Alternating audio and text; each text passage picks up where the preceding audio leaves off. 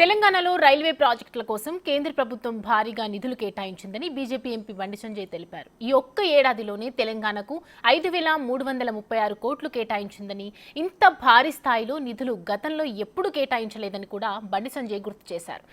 720 కోట్లతో Secunderabad railway station, 350 కోట్లతో Nampally railway station ఆధునీకరిస్తున్నామని Bandi Sanjay తెలిపారు. మరికొన్ని గంటల్లో ప్రధాని మోడీ చెర్లపల్లి కొత్త టెర్మినల్కు వర్చువల్గా ప్రారంభిస్తారని కూడా బండి సంజయ్ తెలిపారు.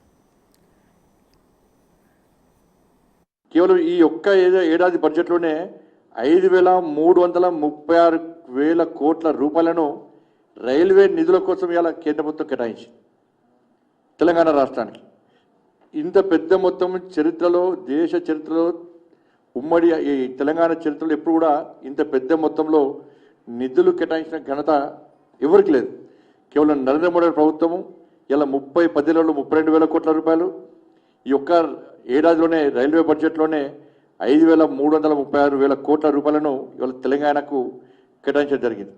ఇలా సికింద్రాబాద్ చూడండి, ఇవాళ సికింద్రాబాద్ రైల్వే స్టేషన్ 720 కోట్లతోని సికింద్రాబాద్ రైల్వే స్టేషన్ను ఏ విధంగా అద్భుతంగా తీర్చిదిద్దామో, ఇలా వరల్డ్ క్లాస్ నెంబర్ 1గా ఎట్లా చేస్తామో ఒకసారి మనం ఆలోచించాల్సిన అవసరం ఉంది.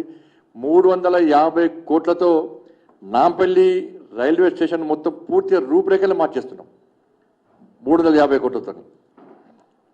దాంతోపాటు రేపు నరేంద్ర మోడీ గారు వర్చువల్ ద్వారా ప్రారంభిస్తున్న చెల్లపల్లి కొత్త టెర్మినల్ రైల్వే స్టేషన్ ప్రారంభించబోతున్నారు వర్చువల్గా. రెగ్యులర్గా రేపటి నుంచి 24 ట్రైన్స్ చెల్లపల్లి నుంచి రాకపోక సాగించబోతున్నారు.